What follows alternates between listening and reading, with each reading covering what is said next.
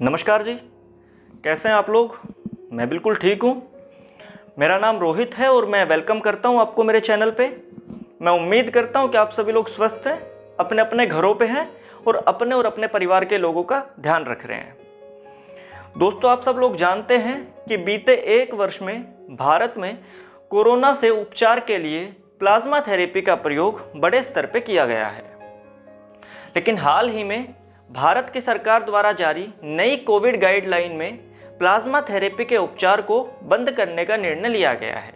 जानते हैं plasma therapy क्या है, ये कैसे काम करती है और एक साल के लंबे वक्त के बाद आखिर अब ऐसा क्या हुआ कि सरकार ने इसे बंद करने का निर्णय लिया है। सबसे पहले जानते हैं प्लाज्मा क्या होता है। हमारे शरीर में एक द्रव्य पदार्थ, एक लिक्विड पाया जाता है जिसको हम सब ब्लड यानी कि खून कहते हैं। खून का एक बड़ा भाग, लगभग 55% हिस्सा प्लाज्मा होता है। ये एक रंगहीन चिपचिपा सा पदार्थ होता है। इसके अंदर बहुत सारी सेल्स पाई जाती हैं जो खून का लगभग 45% हिस्सा बनाती हैं, जिनको हम आरबीसी, डब्ल्यूबीसी जैसी ब्लड सेल्स के रूप में जानते हैं। प्लाज्मा में बहुत सारे पोषक तत्व, एंटीबॉडीज और मिनरल्स पाए जाते हैं। जब किसी व्यक्ति में कोरोना का संक्रमण होता है तो उस व्यक्ति का शरीर कोरोना वायरस से लड़ने के लिए, उसको खत्म करने के लिए धीरे धीरे सामर्थ्य जुटाने का प्रयास करता है। संक्रमण के लगभग 14 से 28 दिन की अवधि में उस व्यक्ति का शरीर अपने अंदर वो शक्ति पैदा करता है, वो कोशिकाएं पैदा करता है जो उस वायरस को लड़कर खत्म करने का काम करती है। हम इन्हें एंटीबॉडीज कहते हैं। ये एंटीबॉडी शरीर में रक्त के प्लाज्मा में स्टोर रह जाती हैं और लगभग आने वाले 4 से 6 महीने की अवधि तक उस व्यक्ति को कोरोना के संक्रमण से बचा कर रखती है। जिस व्यक्ति में कोविड एंटीबॉडी बन जाती है वो व्यक्ति या तो कोरोना से संक्रमित होगा ही नहीं, और यदि उसमें संक्रमण होता है तो उस पर इसके प्रतिकूल प्रभाव पड़ने की संभावनाएं बहुत कम होती हैं।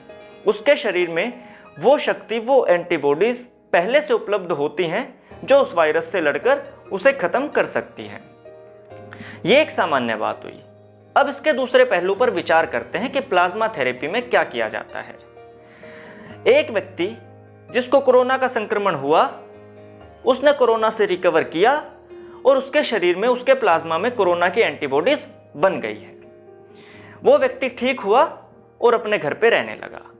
उसके बाद एक नए व्यक्ति को कोरोना का संक्रमण होता है। उस व्यक्ति के शरीर को कम से कम 14 दिन की अवधि चाहिए जिसमें वो कोरोना से लड़ने के लिए एंटीबॉडीज डेवलप करे। इस दौरान वो व्यक्ति या तो कोरोना से बहुत बुरी तरह प्रभावित हो सकता है या फिर उसकी मृत्यु भी हो सकती है, क्योंकि 14 दिन की अवधि में कोरोना वायरस शरीर को बुरी तरह संक्रमित कर सकता है। ऐसी स्थिति में यह किया जा सकता है कि किसी दूसरे व्यक्ति के शरीर से जिसमें कोविड एंटीबॉडी है उन्हें निकालकर संक्रमित व्यक्ति के शरीर में डाल दिया जाए। इससे संक्रमित व्यक्ति को एंटीबॉडीज बनाने के लिए ज़्यादा मेहनत नहीं करनी पड़ेगी। जो कार्य उसके शरीर को करने में लगभग 14 दिन लगते, वो कार्य प्लाज्मा थेरेपी से कुछ ही घंटों में हो जाता है और उस व्यक्ति के स्वस्थ होने की संभावनाएं बढ़ जाती है। ये काम प्लाज्मा थेरेपी में किया जाता है।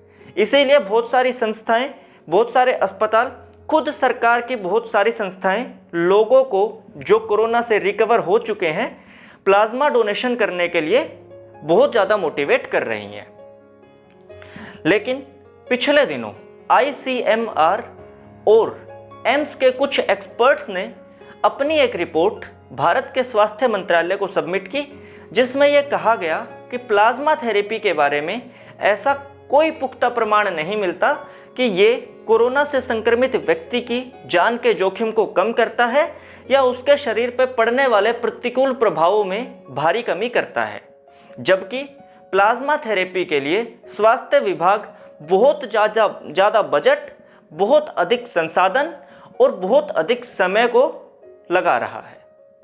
अतः अब यह चाहिए कि प्लाज्मा थेरेपी से हटकर स्वास्थ्य विभाग अन्य विकल्पों पर विचार करे जो कोरोना वायरस से लड़ने में प्लाज्मा थेरेपी की अपेक्षा ज़्यादा असरदार हो सकते हैं।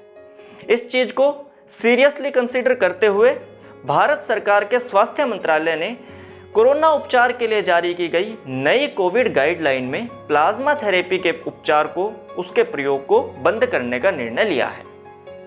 मैं उम्मीद करता हूं कि इस वीडियो के माध्यम से आपको प्लाज्मा थेरेपी, उसके प्रयोग, उसकी क्रियाविधि और उसको बंद किए जाने के कारण के बारे में पता लगा होगा। अगर आपको ये वीडियो पसंद आई तो इसे लाइक करें, अपने दोस्तों परिवार के लोगों के साथ शेयर करें और यदि आपको हमारा कंटेंट पसंद आता है तो इस चैनल को सब्सक्राइब करें। Thank you very much. Have a good day.